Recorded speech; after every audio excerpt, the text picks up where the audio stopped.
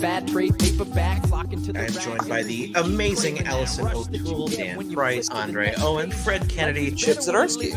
Chip, thanks for coming. What's up, folks? I'm your host, Konrad, on Wednesday Night Reviews, and today I'm joined by Dino and Sean, and we're going to talk about Origin Point, a wonderful horror comic they're working on. So, Dino, Sean, thanks for coming on the show. Thank you for having us. Konrad is amazing. We are very happy to be here. And awesome. I was looking at intro, and I was like, I know them. Perfect. You know what? It is so important to me to showcase, obviously, indie comics when I can, Canadian indie comics, specifically being Canadian. And yeah, I'm finding this community is so tight-knit, no matter where you're from, almost. Like, borders don't matter, thanks to the internet. So yeah, that's so cool to hear. Yeah.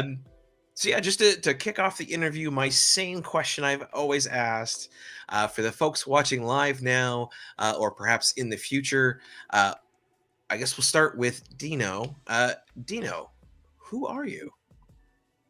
I'm speaking to future generations now, is what you're saying? Yes, exactly. Hundreds of years from now, they're going to watch this. Well, my name is Dino Caruso. I'm a writer. I'm a comic book writer specifically. I've done a lot of short story writing. I've had a bunch of stories appear in anthologies over the years, and I've worked on some longer stories too. I'm very, very excited to be on here to talk about Origin Point specifically, but also to kind of celebrate the partnerships I've had with Sean, because we have worked together. It's been over a decade now. We've done several projects together, and I kind of feel like the way I define myself as a creator sometimes is enmeshed with Sean, because he's become a great friend. He's a great storyteller, and I feel like we're on the comics journey together. So if I'm answering the question of who I am in terms of comic books, his name is always going to be kind of close to mine, and I feel like that's a great thing. So that's who I am in terms of being a comic book creator. I love it. I got tears. Oh man, do you know, like, how long have we known each other? 15 years, something like that? I think, yeah, I feel like the first thing we did. Longer than that, because the first thing we did was Against the Wall, right? So that, it was a bit of a build towards releasing that. That came out sometime around 2007, 2008, but I think we were about 5 years before that we started collaborating at least. So we're getting to 20 years now, eh? It's been a good run, man. It's been a great run, and more to come, and the best is yet to come. Absolutely, yeah. He sent me an email the other day. He's like, "Oh, well, I mean, we're just doing this Origin Point thing now. It's coming out, but what do you think of these two projects for our next one?" And it's like, it's just, that is kind of where we live, where it's just kind of it's just accepted that we're definitely going to be doing something together. What's the next thing? It's just kind of like, well, we talked about these 10 things, but now, like, I think maybe one of these two is what interests me right now. And I'm like, yeah, you know what? I really like this one. And yeah, so I didn't mean to hijack your answer though, because you have to say who you are now. Who am I? Yes, who is Sean? It's existential. It's like, I always like to characterize myself. I have 3 little guys in my life, and they're all little nerds, just like their dad. And so I'm a partner and a father, at least kind of where I come in. But long before any of that, I was already doing comics. I sent a submission. It's hilarious because I was the age that my oldest is now. I was 7, and I was reading a book called Iraq, Son of Thunder, which I loved. So much that I drew like 4 pages in my little 7-year-old scroll, and I fired off a submission to DC Comics and got their very nice, like, kind of boilerplate, thank you for submitting, on the DC Comics paper, which I still have to this day in a file, a flat folder somewhere in my studio. Oh, that's cool. So I mean, cartoonist has always kind of been part of my DNA. It's just always been something that I've wanted to do. So I think like, you know, you just, if you have that built in, you just have to tell stories, and that's just sort of where you are, and that's sort of who I am. And now I'm telling those stories with kind of the idea that like, yeah, I want to have something that my kids will also enjoy, you know. This project is like, I had this up on the screen earlier tonight, and they were looking at some of the artwork that's in behind me here, and they're like, that's so cool, Daddy. And I'm like, yeah, well, it's coming out in the stores right now, so like, I'll go get some copies of it, or I'll get the publisher to send us some, and we can read it together. And they're like, oh man, look at that's a werewolf and a vampire and a Frankenstein, and they knew all the tropes, right? So I did my job. I'm good. It's funny you say that, because I've been trying really hard now to save 2 copies of everything, like one for each of the boys. Nice. And so that way it's a little bit of a legacy, I guess. Yeah, that's a good answer, Sean. Good answer. Nice. Not as good as yours, but again, going back to, I'm going to just bring that round back to, like Dino and we have done comics together for so long now, and so many of our projects, it's like, I have an idea. I'm primarily an artist. In fact, on this book, Dino actually stepped aside a little and let me help with the writing, which was amazing, because I got my feet wet doing that. Now. I let you carried a big. Well, I knocked on the door until you were like, "What? Let me in."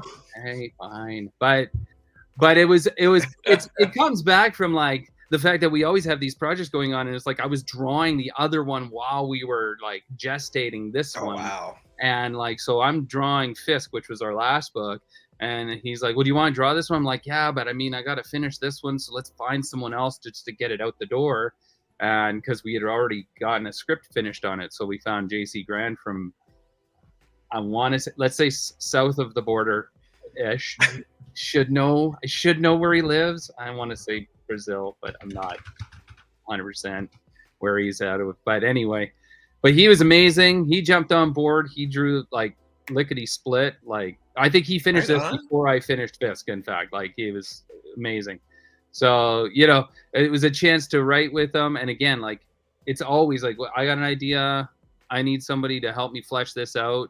Hey, Dino, are you interested in this idea? And yeah, sure. Let me take a crack at it, and come back with a plot and dialogue, and, you know, and then I get to draw it, you know, or when he has an idea, he's like, hey, I'm looking for you to draw this. Are you available? Are you around? I'm like, of course I am, every time, you know, like, so.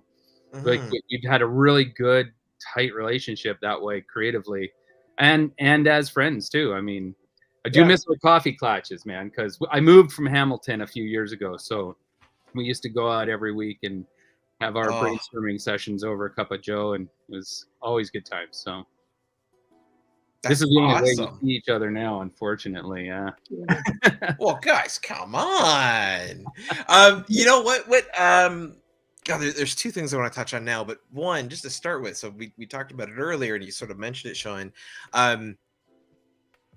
As specific as you're comfortable being, like, obviously don't dox yourselves, but as mentioned, I do like to showcase, support Canadian creators. Where is it in Canada that you guys live? Like, again, if you're not comfortable saying a city, or obviously not a street, but city, you can go the province, whatever you like. I'm in Hamilton. Yeah, I'm in Hamilton. And Sean was in Hamilton he was in Hamilton for a while, and then I had to go into Witsec. It's a whole thing.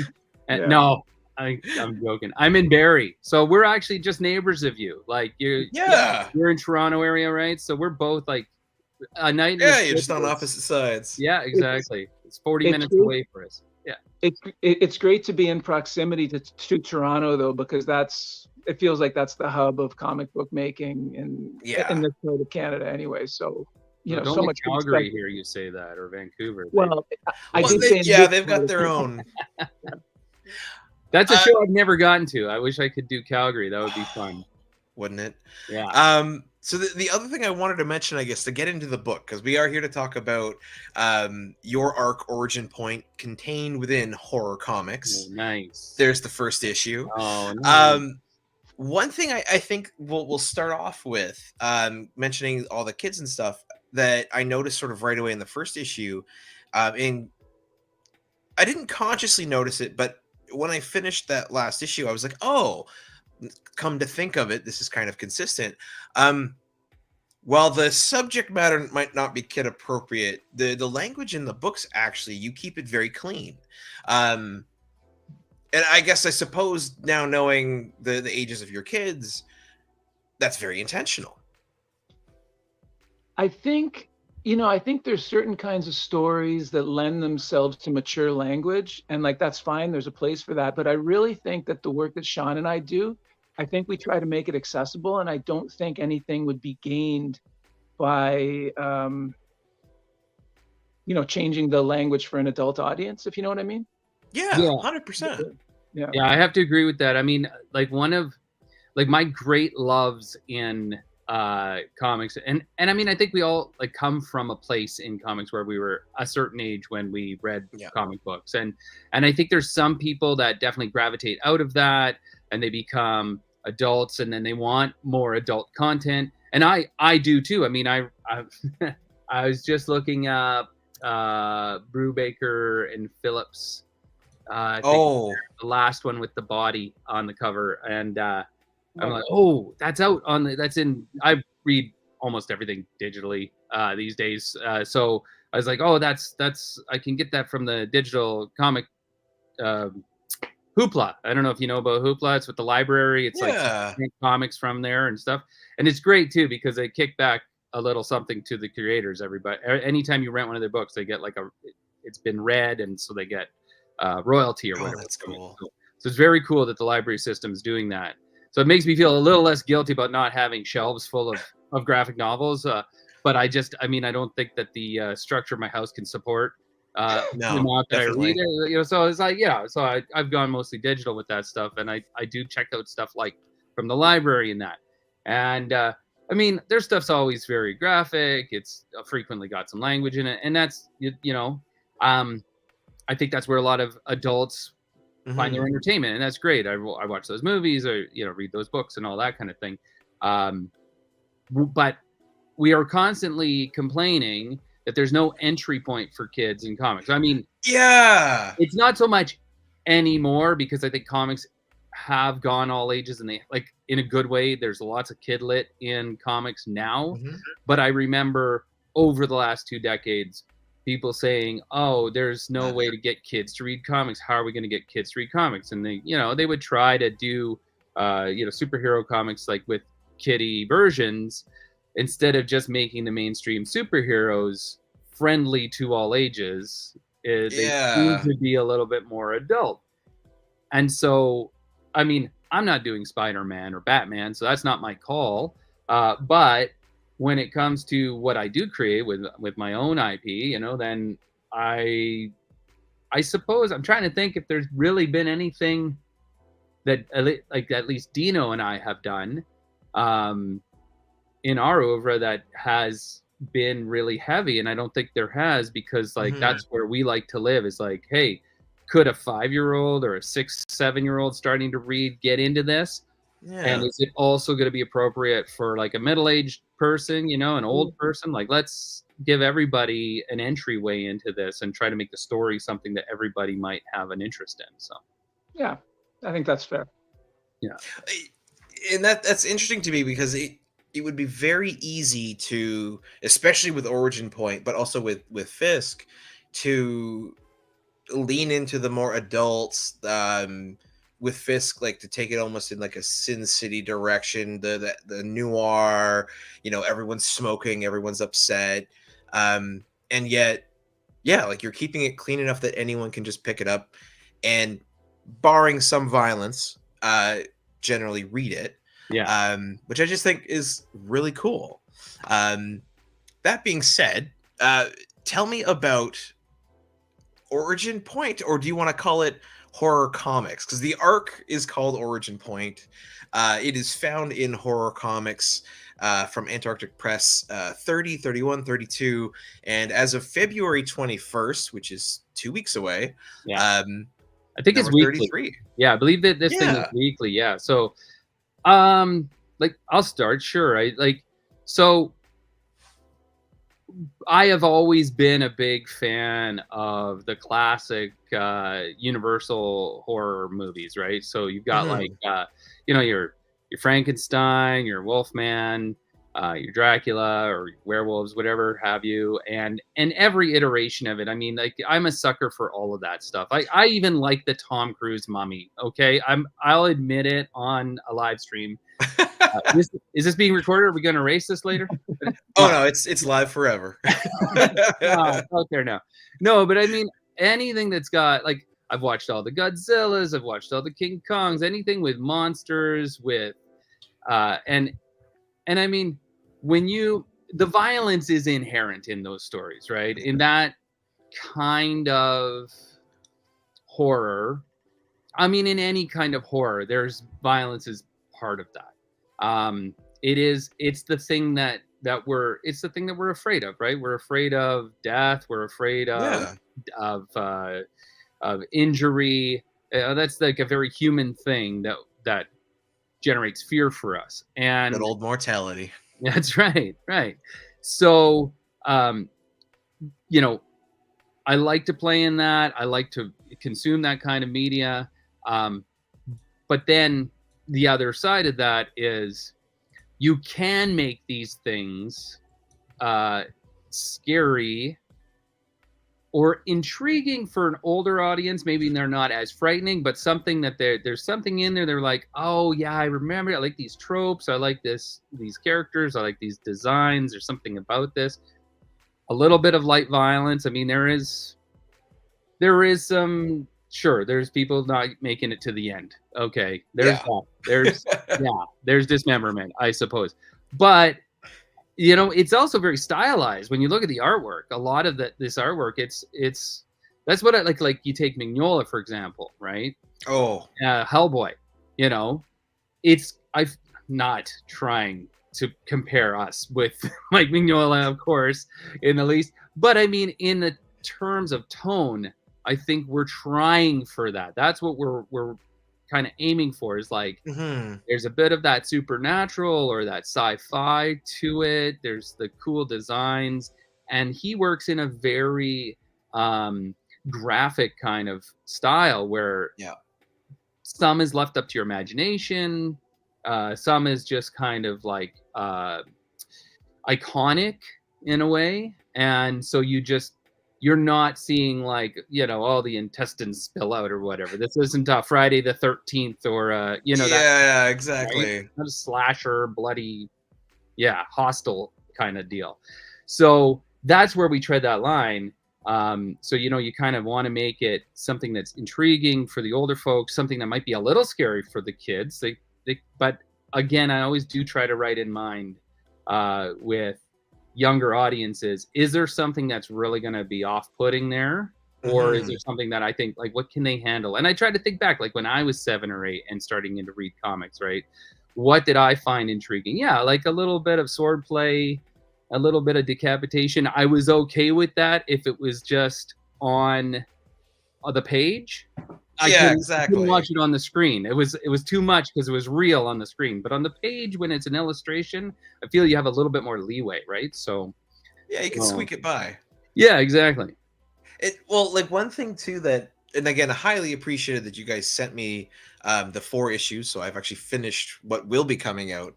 But one thing that I highly appreciated too was where you could have played this, like I said earlier, very violent or very gory. Instead of playing into the fact that this is horror and you could have made it super scary and almost everything could have been black and you could only have seen red for blood and the occasional flash of teeth or whatever, you actually took this story in a really intelligent, thoughtful, and absolutely fictionalized, but historically in-depth manner, which to me made it a more interesting read, right? Because like I've read horror comics that are spooky and it's just like a monster in a closet. Whereas a lot of your panel work and a lot of the characters, you're just showing everything sort of right away, but you've done it in such an intelligent way that it made it interesting because it was interesting, not because it was spooky and I had to figure it out. So when it comes to how you wrote the 4 issues, I guess like I have a lot of questions about it, but like just to start with, what made you want to approach it from the angle that you did? Well, the first thing I want to say is thank you. That was a very kind comment that you made. Thank you. The other thing I was thinking too, and this has been on my mind for a while, it's in an anthology that's called Horror Comics, and I've been questioning whether or not we belong in a horror comics anthology. Well, I'm very happy to be published in it, and I'm really happy with our relationship with Antarctic. And like, it is on the surface horror, right? Like I think it's a horror story on the surface because of the presence of the universal monsters. But I kind of think that the story is actually really an internal one of 2 brothers who had a lifetime, who had multiple lifetimes to develop their personalities, to change their personalities. And you really kind of see the difference between the nature and the nurture in these 2 characters.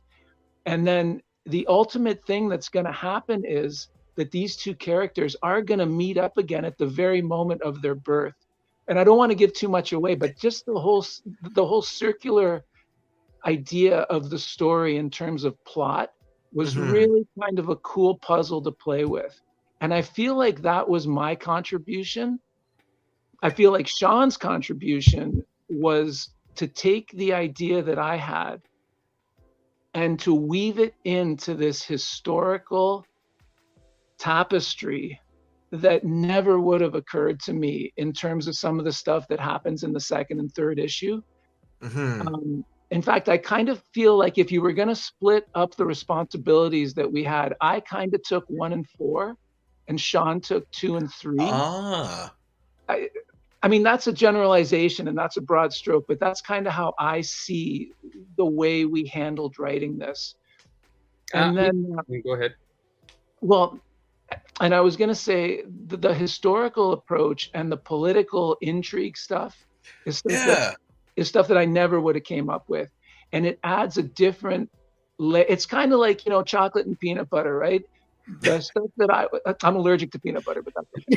Oh, yeah. I've been saying that for a while. Yeah, I'm probably causing you to swell up.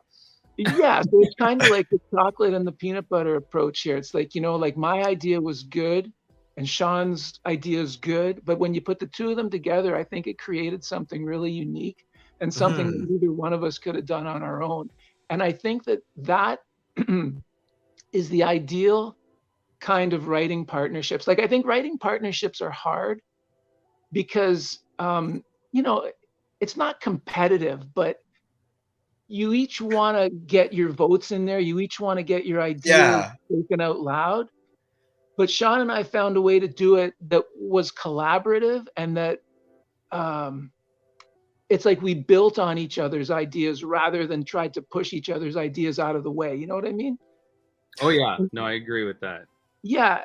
And so I think that was the question you were asking about our process. It's like, you know what I mean? Like we would type it out and then the typing part, I think, is incidental to what we did. It's the creation part that our friendship and our collaboration was really good for, I think. And I mean, I think from a more mechanical, I don't even know more mechanical, but like, so what I find Dino's really great at is theme and like the feeling, the tone that the book should have. And like he says, like it is actually funny because he was talking to Ben Dunn and the guys at Antarctic and setting us up there. So he was I have to give him credit, pretty much solely responsible for us being published there. So that was amazing. Fantastic work. And I have to say, like, my thought process kind of mimicked or echoed what he just said. I was like, really, horror comics? Okay, like it does have monsters in it, so yeah, like we can definitely. And I mean, we had been pitching it as kind of like with the horror element, but it really, I think it spawned from a sci-fi trope, and it's actually kind of funny. I was looking this up today because this whole premise came from a short story that we did that hopefully if we get a chance to collect this, we're going to stick it in the back, called Tea with Mary, which is our protagonist meeting Mary Shelley at a train station some centuries later than this takes place, right? Because she's on her way to her night at wherever she went with Percy Byron or whatever, and going to come up with this story of this where they're all telling tales around the campfire kind of thing, and coming up with Frankenstein. And not just is sort of to fictionally steal her thunder, she meets Darwin, our protagonist, and ends up being inspired by something that he's recounted to her that she spins into the story of Frankenstein. And so I was looking her up as, okay, so where did the horror genre kind of originate? And she is actually pretty commonly identified as the originator of science fiction, not horror. Horror predates her by about a century, but it's mostly ghost stories. This kind of hauntings and this kind of, and some sort of morality tales that end up being horrific in nature. So the Gothic movement sort of predates her, but she is a big part of it, but with a sci-fi aspect. And that is really where Dino and I kind of groove, is science fiction, like we were talking about earlier, like, with the Star Trek. We're both big Star Trek nerds, and anything to do with, and so the big element to this, not to spoil it for those who, but hello, you should have already read the first issue, is there's like a big time travel element to it. Yeah. Right. And so that's really the genesis of that story. And so when we were talking about, like, well, how are we going to, like, what's going to motivate the plot? Well, these guys are going to get sent back in time. Well, they're going to end up in this, era. What era? That was the first question. It's like, where are they going to go? They're going to go back in time, but how far back, right? Well, and I think... Yeah, go ahead. Or sorry, I was just going to say, and I think that the cool thing with these immortal characters is that, if they're immortal and they're back in time, then it's like the whole of history is open to us as a storytelling setting. So I think that So that was what we sort of landed on, is like, well, wouldn't it be cool? Like, when was Dracula set? Well, wouldn't it be cool if, he kind of goes back to Transylvania in that era? And of course, that's like, you've been showing that cover with the two of them. There's your vampire character, you've got your Frankenstein character, and not to spoil it, but in the first issue, you'll meet a werewolf character. And we kind of wanted to kind of play with those classic tropes of these monsters, but with their motivation, which comes from Dino, like, again, of the whole yearning for family, which you don't really see. You see it a little bit in some of the old Frankenstein stuff. He wants a bride and he wants to be accepted and this kind of thing. Yeah. And again, even that trope we kind of turned on its ear a little bit. And we wanted to say, like, okay, so what motivates one character is maybe going to be the reverse of what motivates the other character, but they're both looking for the same, they want the answers, right? They're both looking for the answers in the end, but the one is going back with maybe a more open heart, and the other one is going with, a revenge-filled heart. And so that's going to put them at odds, right? Because depending on who gets the answers first, the other one doesn't get their answers, sort of thing, right? So, and I think for me, when I was reading this, like, that's where, and I'm so glad you brought up Mary Shelley and Frankenstein, because this to me felt more akin to the sort of the cerebral philosophical way of thinking about, yes, sci-fi technically, but the sort of horror character that is Frankenstein, rather than sort of when I read Bram Stoker's Dracula, because of the way that story is told, there's a very specific way that I view Dracula, and the way that you've depicted a vampire character, to avoid spoilers and things, you've tweaked it. The Bram Stoker's sort of whispering in your ear still, but you've also spun it on your own. But yeah, there was something while I was reading it that was very methodical, analytical, and the way that those two characters are very much opposed but in the same situation fascinated me. And I think like getting to thankfully have all four and read through them, it was just something where it was like, oh, this is like really easy to read. It is intellectual, and I liked that because it wasn't just a character who's out for blood and death. He was like the Frankenstein character was like, oh, why am I here? Who created me? I want all these answers. He's got the papers with him. And yeah, their journey is amazing. Go for it, Dino. Yeah, no, I was just gonna say it's funny when you said that. I was just to piggyback on something Sean said about Star Trek. I was just watching Star Trek: The Motion Picture last week. I finally got the 2022 director's version. And the whole thing about V'ger is that's what he's asking. Why am I here? Is this all that I am? Right? And maybe that was just subconsciously in our minds. But like, I guess that's the ultimate question for something that's, you know, a machine or a monster or something like that that's created in a scientific or science fiction way. Yeah. Yeah. Even wasn't that the question off the top of the interview too? It's like, why are you here? Why are you here? Who are you? But that's the question, right? Who am I? What am I? Hey, there it is. Yeah. Absolutely. Yeah. That's nice. Look at that. Oh. And people, you know, they kind of downplay this one. They always say like the odd numbers are the bad ones, but like, man, I'll tell you, I could watch 20 minutes of that opening theme and just the black screen for the overture. That director's cut is fantastic, by the way. Like, it's a fantastic movie. Yeah.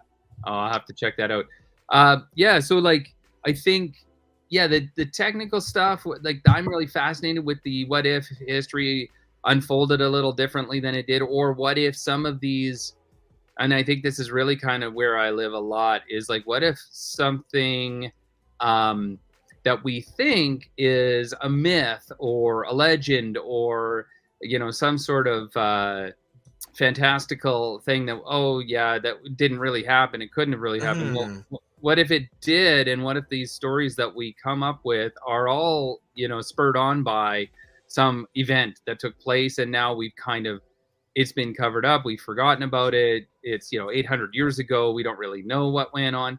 And so I love playing with the, you know, kind of the threads of history a little bit that way. I mean, one of my favorite genres is historical fiction or historical alternate history, right? Yeah.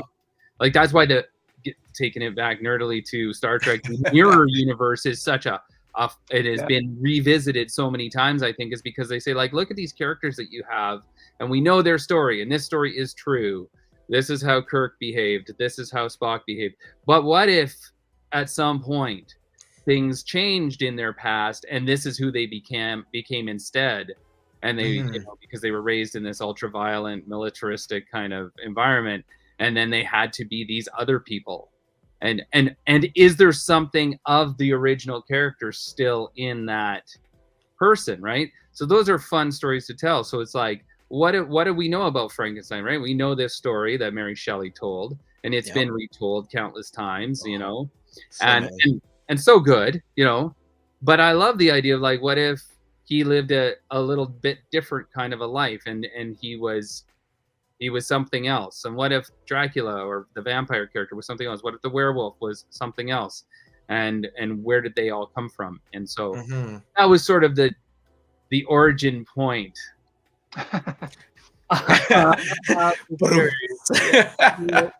Thank you. Yeah. one other thing I wanted to mention, it's more of a comment than a question, but one thing that I think Origin Point as well does so well and makes it accessible, or will make it accessible to anyone who hasn't read it yet, which would be a mistake. So you should go out now, go to your local comic shop, get the first 3 issues, and then give them the code that's going to swing across the screen in just a second, DEC 231215, so they can order the final issue of this arc. Yeah. The thing that I loved about this was talking about Star Trek, about Mary Shelley, all these characters, is Origin Point takes small bits of stuff from, say, Star Trek, going through things like time travel. Obviously, Mary Shelley's Frankenstein, as we have a Frankenstein character. You've got Stoker's Dracula. But even to flush that out, the stuff like more recently in pop culture, say like Castlevania's Dracula that was on Netflix, the movie that's so close to my heart, even though it's really not that great, but I still love it, Van Helsing with Hugh Jackman in it. Oh my god, such a cool movie. Yeah. And I think your story here hits on stuff that makes all of those cool in their own right and kind of brings it together. Yeah, I just really think it's a cool story. People should read it. That's it. Yeah. I really appreciate hearing that, for sure. And I mean, I think that's any kind of creative person. I mean, some people it's way more apparent, or they talk about it more. Like if you watch a Quentin Tarantino movie, obviously like he's taking, you know, very important touchstones of his life, of his growing up, his background, what he studied as a director, and putting them into his stories. But any creative person, you know, you're just a coagulation of all of this stuff. That's a terrible word, but I couldn't. No, it was great. It's great for a horror. It's great for a horror story. You coagulated a coagulated mass of all of this media that you've engaged with over the course of your life, and of course you're going to be fascinated by it and want to tell stories like that. And I mean, I always love the idea of, like, we were talking about the Orville earlier, and we're all Star Trek fans, and we all like the Orville because it's Star Trek kind of with the serial numbers filed off, right? I mean, it's a love letter to Star Trek, right? Like, you know, and so that's, you know, Seth MacFarlane does a great job doing that. You can tell he clearly watched a lot of Star Trek growing up, and he loves it. And he just wanted to, you know, kind of do his version of it. And I mean, it's countless times in media where you see like, George Lucas couldn't get the rights to Flash Gordon, so he made Star Wars. And then he threw in Hidden Fortress into it, you know? Yeah. And like, it happens constantly. So, I mean, I feel like it's a time-honored tradition, and it's just like, it's our time to kind of, this was the story that we wanted to tell with those types of characters, but we wanted to make it something that was like really ours too. And when you talk about it's, I mean, intellectual, or it's, I'd love to think of myself as but probably introspective is maybe the word I would use, where it's like, yeah, I navel gaze a lot, right? I shoe gaze a lot and just think about like, oh, how's this going to affect, what would I do? What's this situation going to be like if I were in this? And that's kind of where these characters always come from. It's not that I haven't written, I mean, Fisk, you know, we worked on Fisk together, and I think Fisk is much more that action guy. He's just like gonna go out there and do the thing and not think about it. He's not introspective in the same way. But I think that, you know, Darwin, the protagonist here, is a guy who's just like, I mean, he's almost a tabula rasa. When he first starts, he really doesn't know who he is or where he is and what's going on, and he slowly he has his papers with him. He kind of learns to interpret them, and then he starts to understand, oh, I'm something that was created by someone, and now I have to go find that person. Which is, honestly, it's like, you know, V'ger, it's like anything. It's the journey that we're all on. I mean, you know your parents generally, and you're pretty familiar. but you are always surprised by them, are you not? Like, I know Yep. my kids are gonna, like, if I tell them stories of before times, before they came, they are not going to understand that this is their dad. This is a different guy, right? So Totally different guy. Yep. yeah, and that's where they came from, right? So yeah, so that might give them some questions of like, oh, wait, am I like that too? So No, I think it's a fascinating motivation because I think everyone to some capacity, especially as you start learning about either your parents or even like for me, it's been a interesting time seeing parts of myself that are definitely, oh, that's my dad, or oh, mm, that's my mom. So yeah, it's definitely a story that I think people can get drawn to and relate to. Um, Now, one other thing I did want to ask you guys about was getting published through Antarctic Press, being in horror comics. What was the process of that like? Was Origin Point from its genesis going to be in there? How did that whole thing play out? Well, at the beginning, to be honest, Sean and I didn't really have a plan. We just had a story and we decided to go for it. I think a lot of times do we ever have a plan, Dino? Well- We never have a plan. well, a lot of times the conventional way that people do this is they do like a 5-page sample and a cover and they submit it to a bunch of publishers. And if it doesn't get picked up, then that story just kind of goes in a drawer and a file on your computer and you never see it again. And I think that Sean and I felt, I'm not sure if we were confident in the story or if we just liked the story or if we just wanted to work on something, but we just decided to kind of go for it and complete the story. To complete the 4-issue arc, including with backup stories from other artists. Yeah. And we just put the whole thing together and we had the thing complete. And like, since we weren't on a deadline or a schedule, we just kind of did it gradually, Sean. Like, honestly, over Okay. the course of like 5 or 6 years, we did this, I think. Yeah, it And seems so- like our MO a lot, where we're just Yeah, like, it you know was a what? Let's just gradual do process. a thing and we'll chip away at it while we do other things. And then when it's done, we'll see what we can do with it. Yeah, it's And so we submitted it to a few places. We received positive comments and positive feedback from Antarctic. We were very happy with what they offered, and we're very happy to be part of their horror comics anthology. And then, the beautiful thing is when it's all complete, we will have a complete project and we can still decide to do a trade paperback in some other venue or some other publisher. And we'll see what happens. But as of right now, this is a great way for us to get the story out. And the other good thing it does is horror comics is kind of an established title. And there's an audience for it already. And we're very happy for the exposure to that audience. Oh yeah.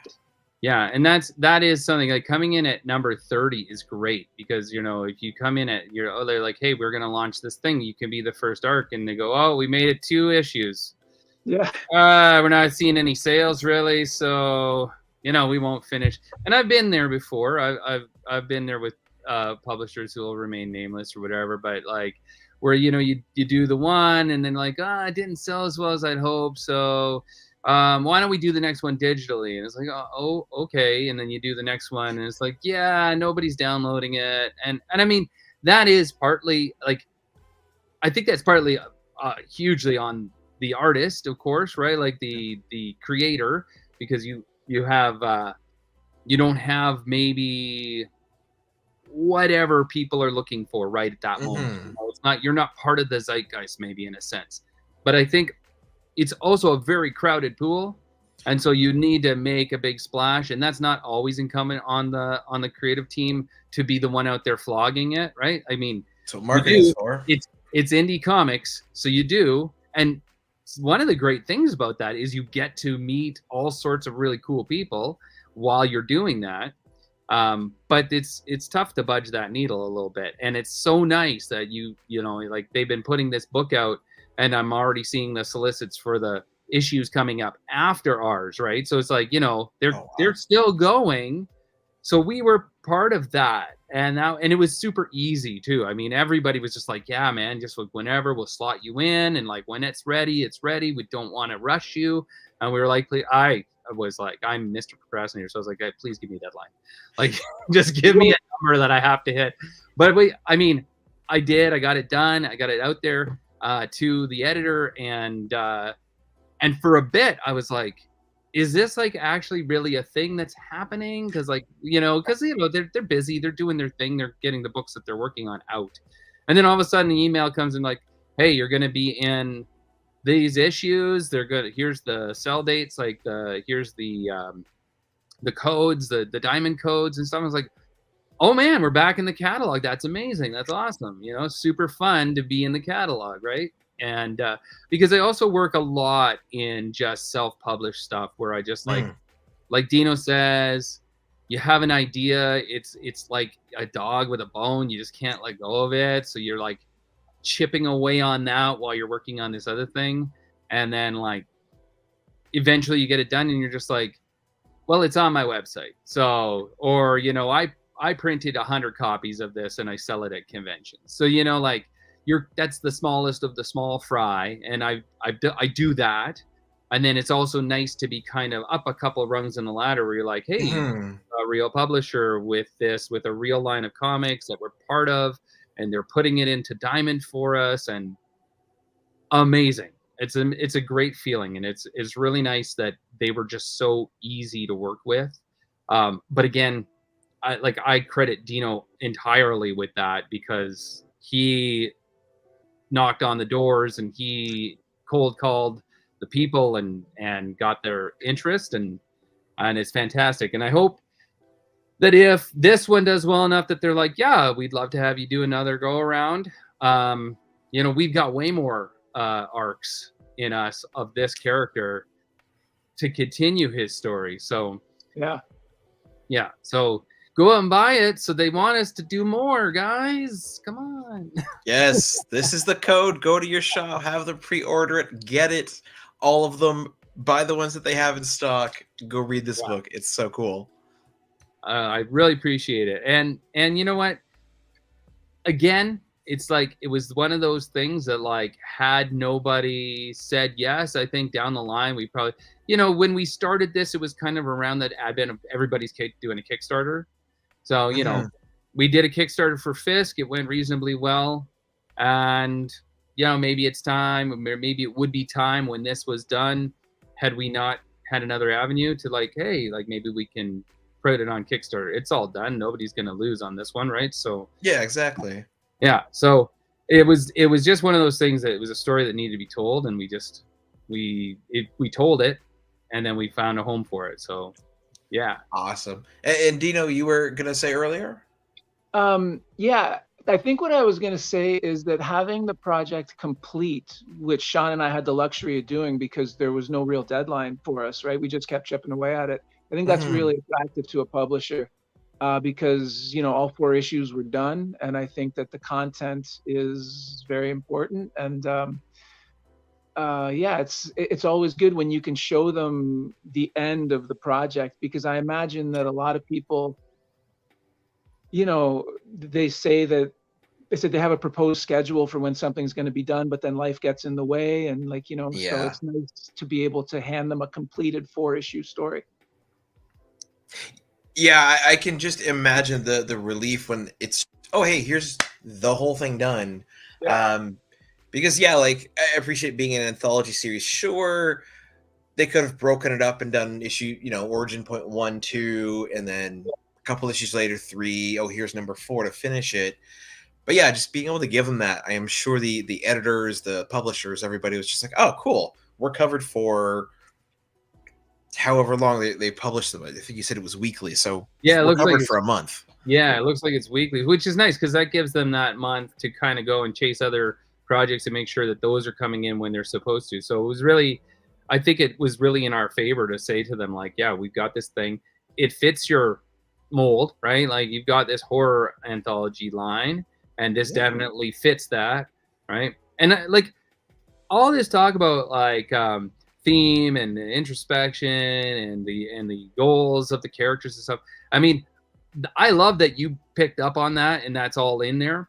I think you also did say there's a little bit of violence. I think it is like an action-filled romp at the same time. Like there were some nicely like kind of slower paced things, but like I mean, behind me, this guy's picking up a giant rock. Yeah.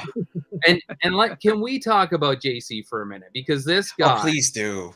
oh my God, like I don't want to say like Mignola, whatever, but he definitely goes for this vibe of that very graphic blacks, lots of black, lots of, angular lines and stuff. Like, again, I mean, I think he's fantastic.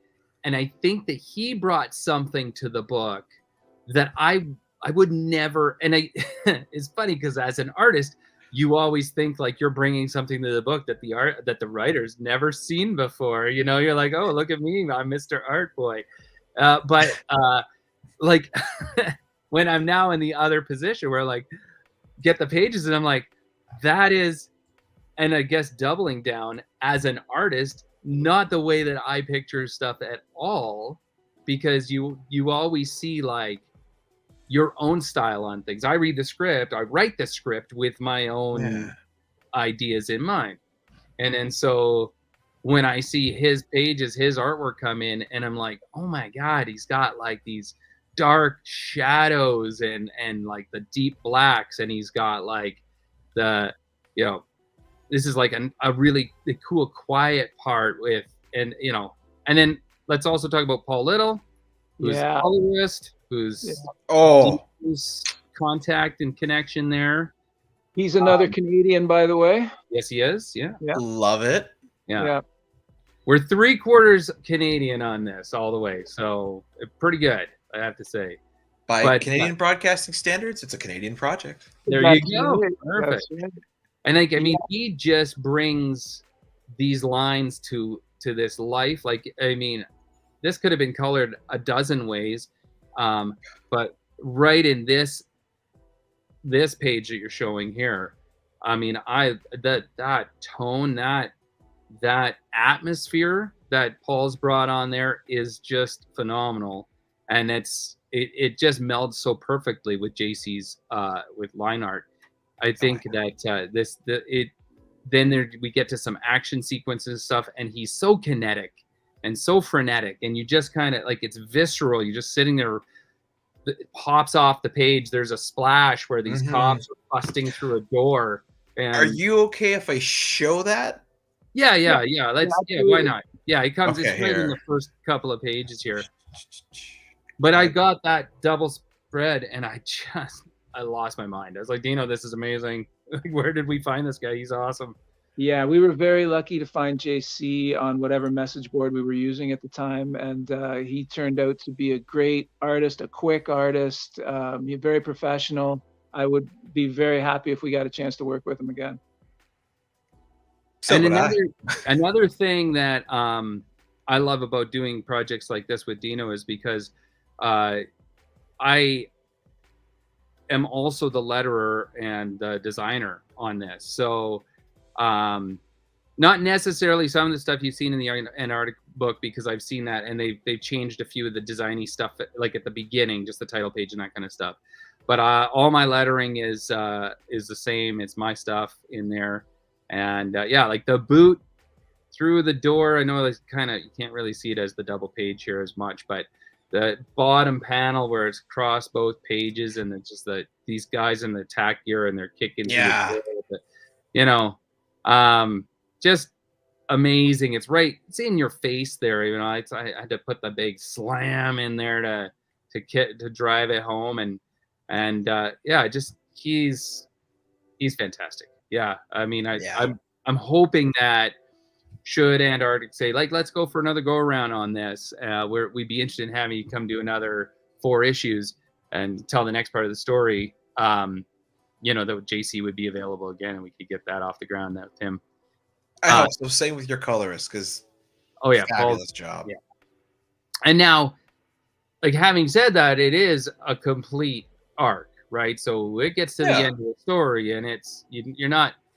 There's more to be told, but I think it's satisfying.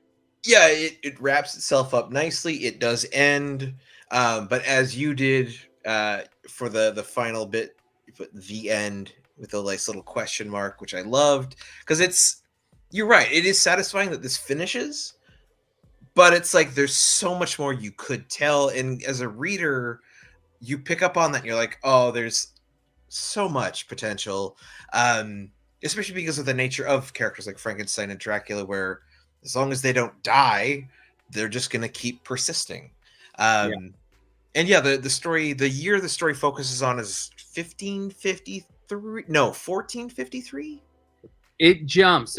So it starts out in the, I want to say 1450s, and then I think it spans another 50 years into the early 1500s later on, and that's sort of where we, and might even be longer than that. It could be the descendants of some of the people involved in the earlier situation. But there's three distinct time periods in it. So there's the present day or the near future. The now. Well, yeah, I was gonna say, yeah. So the near future, right? Then there's where our protagonist gets sent back to, and then he finds out that maybe he's been preceded by some people. So we flash back even further. So hopefully that's not like too confusing, but it's meant to be kind of like we're following this one guy's story, but then we need to kind of explain where these other characters might have come from. So, and I mean, I think that's kind of one of the big conceits of the book, without, to not spoil it, but like to sort of sell it, is that a lot of the characters that we're going to encounter over the course of however many arcs this ends up going, but in this case, the three main characters that we encounter have all been deposited at sort of different times. And so what's happened in the present or the near future is that a lot of this stuff has been sent back through this machine, but it doesn't function quite right. Yeah. Like all sort of bleeding edge, but not quite finished science. So it doesn't necessarily work as expected. And so instead of like just sending it back to a point, it kind of goes, oh, well, there's a time stream and it's all back there now. Yeah, we don't know where. It kind of gets scattered, and who knows what's going to crop up, down the line, right? Exactly. And what's already been there for how long. So that's the other thing too, right? So we've met some characters that showed up in the 1500s, but maybe there's somebody who's been around 2,000 years ago. We don't know. Yeah. So that's kind of like where we have almost, I mean, it's like a multiverse of possibility, really, like the whole time stream of possibility. So yeah, exactly. And that's one of the things where sort of I showed it earlier, and I'll show the illustration because it's what sort of got me excited when I finished the book, because I'd looked back and I'd reviewed things and I was like, oh, so this is don't show more than you've already shown. There we go. So this is the third page of the story, and this is the lab in which the gentleman creates these beings, which you come up with a really cool term for, but I can't remember, which then gets sent back. But we have multiple.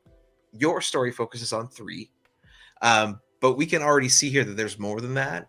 And my brain was already clicking away, going, "Oh, this is cool. There's more here."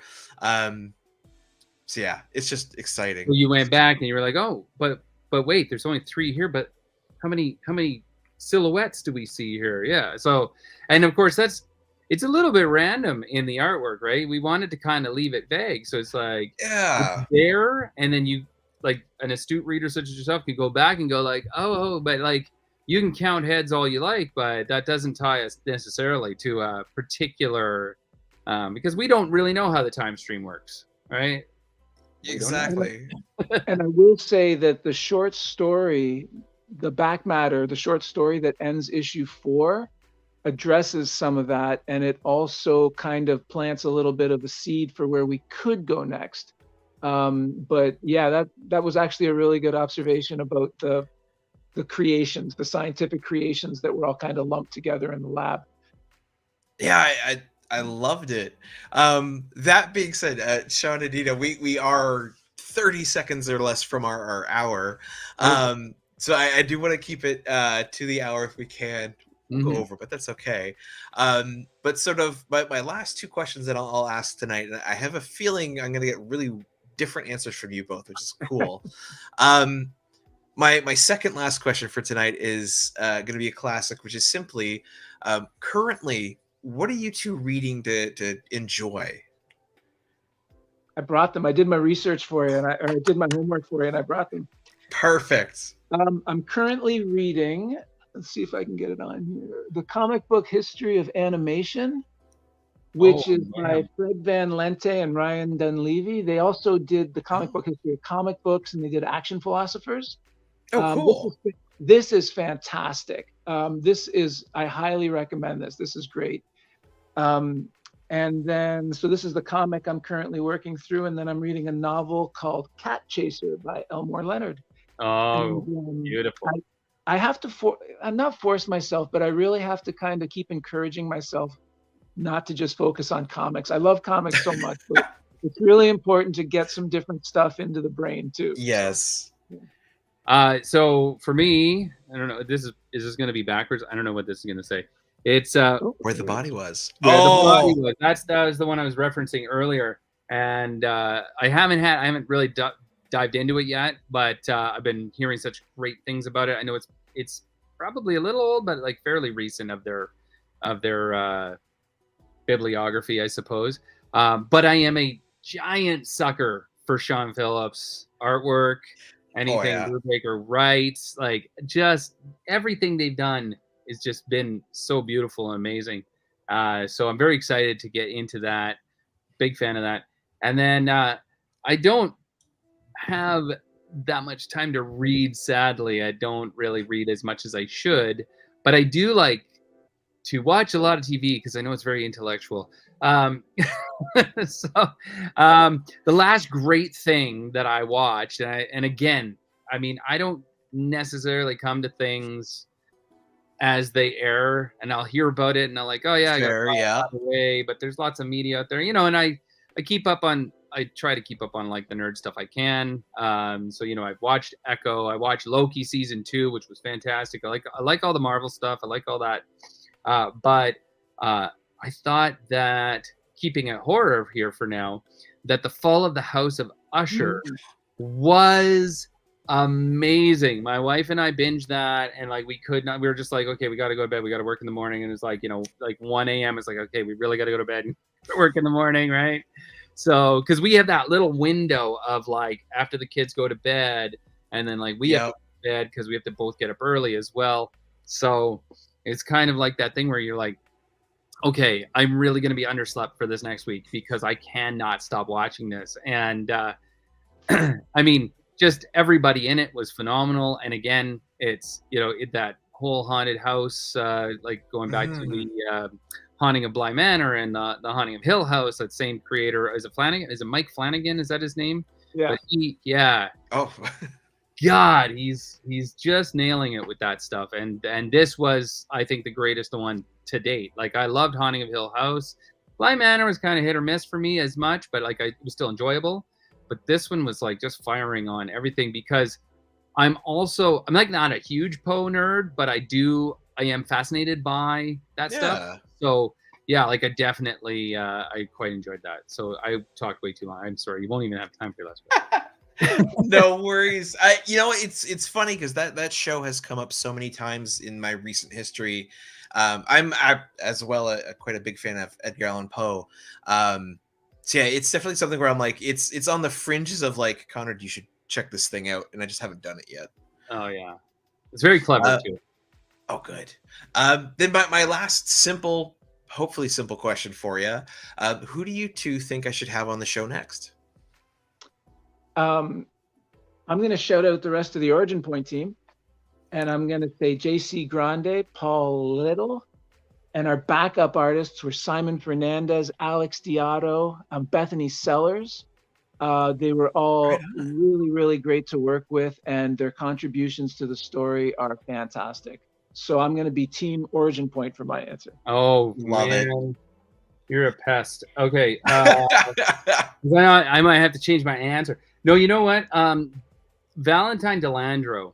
I've been friends with him for a long time, and he used to be, I believe, it was on X Factor or X Force. He is an artist. He did Bitch Planet with, I think, was it Kelly Sue DeConnick? That was the writer. It might have been her. And yeah, he is honestly like one of the most underrated artists and the nicest guys in comics that you will ever meet. And yeah, like I don't know if he's up for doing, you know, live streams and stuff like that, but if he, like, he'd be a guy that I would love to hear him talk about art and process for, like, I mean, I could listen for hours and days, but like even just an hour or an hour and 5 minutes, whatever. Yeah. So for sure. Yeah, he's a good guy. Well, I will definitely reach out to the Origin Points team members. I'll see who I can get on, and I will gladly reach out to Valentine Delandro. He actually is followed by a lot of the same people that I follow, and I know. So that might be very doable. I believe he's in Toronto-ish too. So perfect, yeah. Even better. Yeah. So. Right on. Then yeah, in that case, we've come to the end of the interview. Dino, Sean, absolutely, I want to say thank you so much for taking the time to come on the show. Oh, Konrad, thank you so much for having us. We appreciate the opportunity, and thanks very much for letting us show off our work. Absolutely. And you know what? Again, one more time, for the folks at home, go to your local comic shop, find Horror Comics by Antarctic Press, issue 30, 31, 32. Sorry. Give them this code, let them order it, and then you can get issue 33 for sure. Yeah, and they should be able to do back order for you too for the first 3 issues if it's gone missing. So, all right, thanks again. Absolutely. Well, it was great having you on. For the folks at home, like, comment, subscribe, and we'll see you next time. Golden age to present, digest to oversize. Never miss new comic day. Yeah, no surprise. So where's my no prize? Check the letter columns. Can't find issue 2. Yeah. Collector problems, cliffhangers, mysteries. You need answers. When did Batman become Green Lantern? I get it. True believer, not lying, always